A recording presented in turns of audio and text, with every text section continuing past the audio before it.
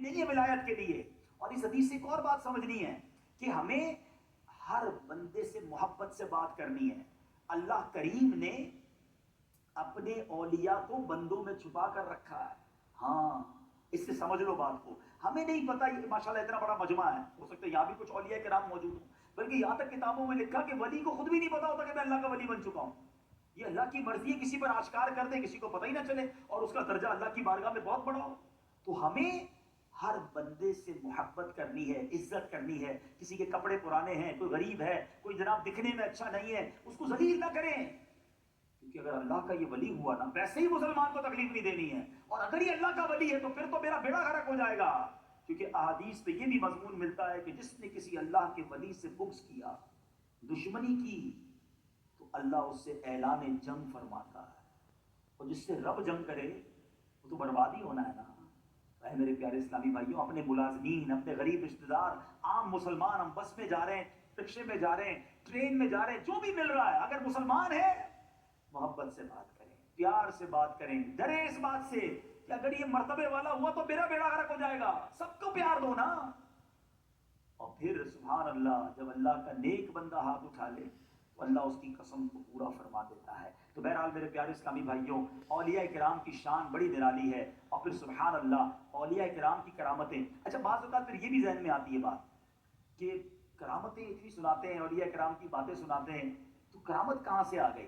چلے میں آج انشاءاللہ کنفیوژن بھی آپ کی دور کر دیتا ہوں کہ کرامت جو ہے اس کا ثبوت قرآن میں کئی مقامات پر موجود ہے. کہتے ہیں ریفرنس کے ساتھ بات کرو مولانا صاحب, چلو آج میں ریفرنس کے ساتھ آپ کو بتا دیتا ہوں, حوالے کے ساتھ بات کر لیتے ہیں کہ قرآن پاک میں کہاں کہاں کرامتوں کا ذکر ہے. اور آج میں انشاءاللہ دولہ شاہ سبزواری رحمۃ اللہ تعالیٰ کے قدموں میں بیٹھا ہوں, ان کی آج میں نے آپ کو وہ کرامت سنانی ہے جو میرے ساتھ پیش آئی ہے, جس کا میں خود گواہ ہوں, اور انشاءاللہ آپ کا ایمان تازہ ہو جائے گا. تو یہ ایسے ہی پیار نہیں ہمیں اولیاء کرام سے, ہاں اللہ پاک نے ان کو بڑا مقام دیا ہے. تو بہرحال پہلے تو ہم چلتے ہیں قرآن پاک کی طرف. حضرت سیدنا زکریا علیہ السلام اللہ کریم کے نبی تھے, مگر ان کی اولاد نہیں تھی, اور بڑے کمزور ہو گئے تھے, عمر بھی بڑی ہو گئی تھی. برسوں سے ان کے دل میں بیٹے کی تمنا تھی. بار بار انہوں نے اللہ کی بارگاہ میں اولاد نرینہ کے لیے دعا بھی مانگی, مگر خدا کی شان نیازی کہ اتنی دعائیں ہوئی مگر انہیں بیٹا نہیں ملا. اچھا میں یہاں رک جاتا ہوں. حضرت زکریا کون ہیں؟ اللہ کے نبی ہیں. کیا دعا مانگ رہے ہیں؟ اللہ بیٹا چاہیے, اور برسوں گزر گئے, بیٹا نہیں ملا. ہماری 1 سال کوئی دعا کر لیں, 6 مہینے دعا کر لیں, دعا پوری نہ ہو تو اللہ سے ہی ناراض ہو جاتے ہیں. اللہ پر ہی بدگمانی, یا اللہ دعائیں مانگ رہا ہوں, کعبے پہ جا کے دعا کی, اور جناب میں نے مدینے میں دعا کی, میں مزارات پر دعا کرنے گیا, بزرگ سے دعا کروائی, میری دعائیں قبول نہیں ہوتی, اللہ میری سنتا ہی نہیں ہے. ماذ اللہ, تمہاری میری اوقات کیا ہے؟ اللہ کے نبی ہیں, مگر صبر ہے, شکر ہے, اطمینان ہے.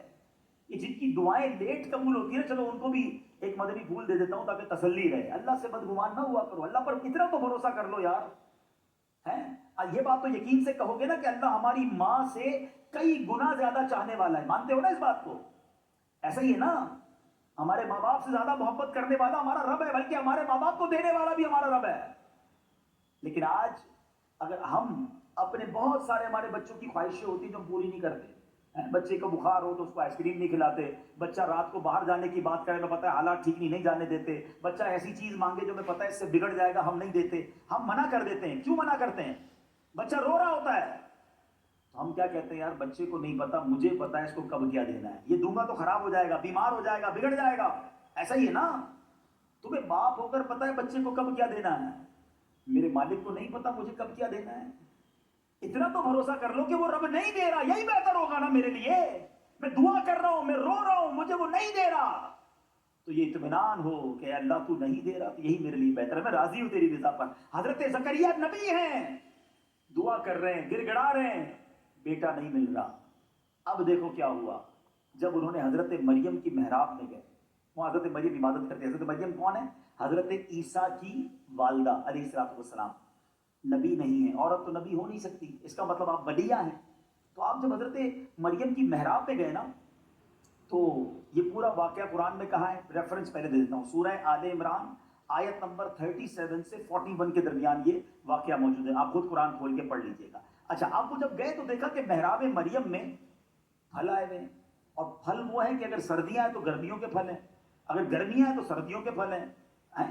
تو آپ نے کہا کہ اے مریم یہ کہاں سے آئے؟ تو وہ کہتی کہ یہ تو اللہ کی عطا ہے، اللہ کی طرف سے ملتا ہے۔ اب حضرت زکریا نے کمال کا کہتے نا فیصلہ کیا کہ جب ان کو بغیر موسم کے پھل اس محراب میں مل رہے ہیں، میرا موسم زندگی کا تو بڑھاپے کی طرف چلا گیا ہے، جوانی کا موسم تو چلا گیا، بے موسم ہو گیا ہوں میں، یعنی اولاد کا موسم ایک طرح سے چلا گیا ہے، مگر جب اس محراب میں مریم کو رضی اللہ تعالی عنہا بے موسم کا پھل مل سکتا ہے، تو میں بھی اگر اس محراب میں بیٹھ کر دعا کروں اللہ مجھے اولاد بھی دے دے گا۔ تو حضرت زکریا اس محراب پہ چلے گئے اور آپ نے جا کے اللہ سے دعا کی کہ اللہ مجھے بھی اولاد کا پھل دے دے۔